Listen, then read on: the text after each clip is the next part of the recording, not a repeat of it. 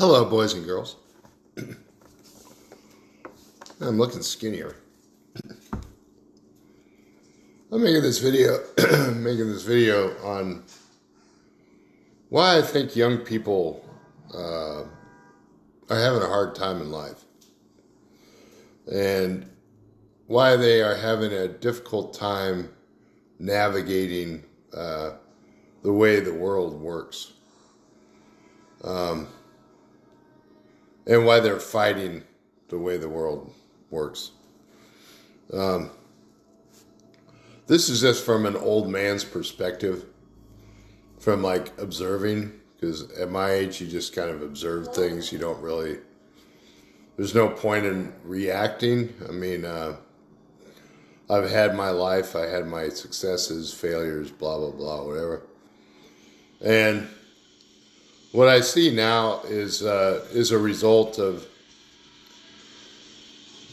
I don't like to say it, but the way I see it is that a lot of, say, Generation Zs were brought up from people that were from like millennials, maybe even tail end baby boomers, and a lot of in that society, that generation, those generations, millennials and boomers, were more focused on success, finding success for themselves, you know, and creating their own wealth and buying their houses and nice cars and all that stuff. So Generation Z comes along, and I don't think that the parents gave them the attention or the knowledge on how they navigated life. And so then you kind of ended up with a generation of younger people who were kind of disillusioned. And on the other hand, they also saw that they didn't really want what their parents had. They're like, I don't really want all that. I don't want to have to go through that. Just to get to a point where I'm going to get old, and then I'll just have a whole bunch of stuff, but what good is it going to be when I can't use it? And then you also had the social media come in like, you know, the early 2000s, which basically created this whole idea of instant fame. Like you could be nobody and instantly be famous overnight just by making some random, you know, crazy video or something like that. So I think what happened is a lot of you know, the generation I grew up with was more focused on respecting your elders and all that crap, you know. And we did it, you know, we abided by their laws or rules, whatever, of the house. But what happened is that, you know, and I can't really say I blame younger people, where they have no respect for that mentality of, you know, respect your elders. Maybe their parents, but anybody outside of their parents is just like, screw you. Which is understandable, because I was kind of like that as a kid too. But as far as like navigating the whole life of like find a career, you know, how do you find a career if you're not given a chance, you know? I think it's the one generation that nobody's really given a chance to. They're just like, well, you guys are doing your own thing. You got TikTok, you got YouTube and all that stuff, so, you know, have at it, whatever. But that's like a short-term success plan. It doesn't really give you any type of long-term sustainability in life. So it runs out of steam, you know. And the days of, like with me, when I went to electrical school in my 30s, it was still pretty respectable. You know, it was a respectable thing to get into. I mean, it was a lot of hard work, but it was still respectable. You were considered, somewhat, people had respect for you for being, in the trades. They still do, but, it's not as much as it used to be. So I think what is happening a lot is that you just have a lot of rebellion,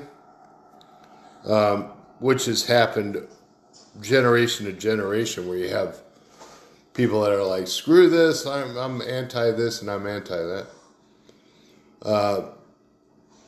And you can go down a lot of bad roads. You can go down a lot of, self-destructive modes, where you're, doing drugs or something, or hanging on the block all day and just, not really doing anything with your life. But now, especially with the way the employment climate, employment environment is, along with like quiet quitting, a lot of people just don't see the employee and the employer relationship as something that's valued. It's more like, I'll show up, I'll do what, the bare minimum, because I know you don't give a crap about me anyway. And the only way to fix it is to create like a system where employees are valued more than the bottom dollar. Because if you value your employees, and young people are great at if you give them a chance, they're a lot better at having long-term success than having some old dude like me go in that has experience, but is, has no wherewithal. So I believe that it's just a source, it's just a way of rebellion against the system. When you hear about, this world is doomed, society is doomed, what's the point? Why bother? I see a lot of that on YouTube, why bother? This world is doomed. Society is doomed. But if all you're doing is watching YouTube videos all day, it's very easy to become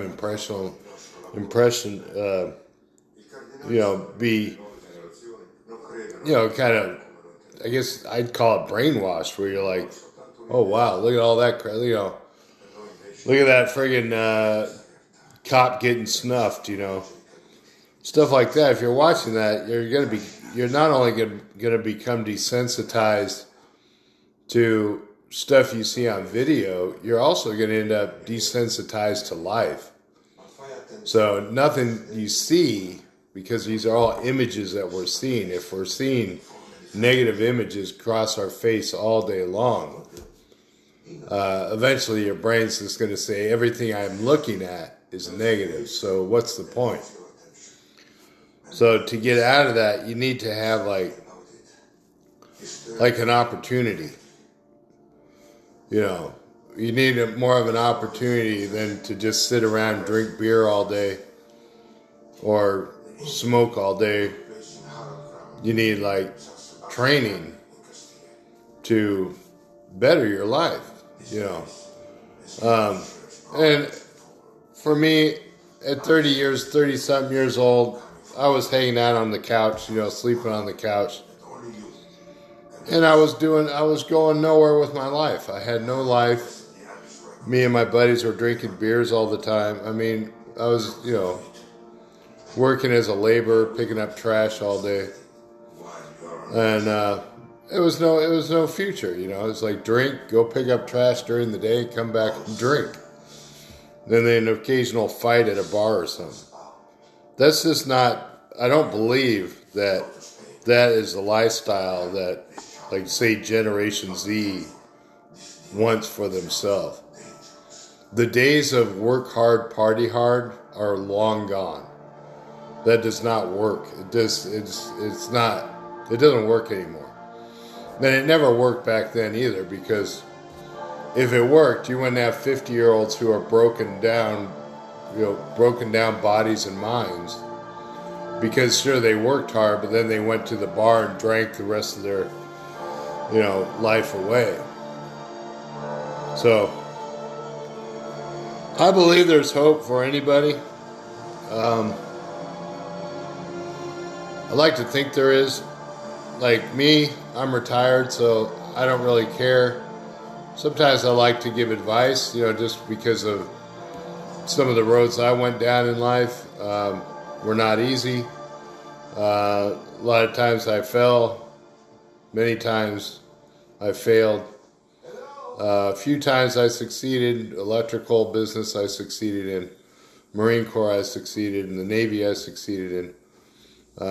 And at this stage of the game, just surviving and staying alive without having the desire to numb it all through constant drugs or pills or stuff like that can be a challenge for just about anybody, because the world is very, I wouldn't say it's crazy, because crazy is kind of like, well, what's crazy?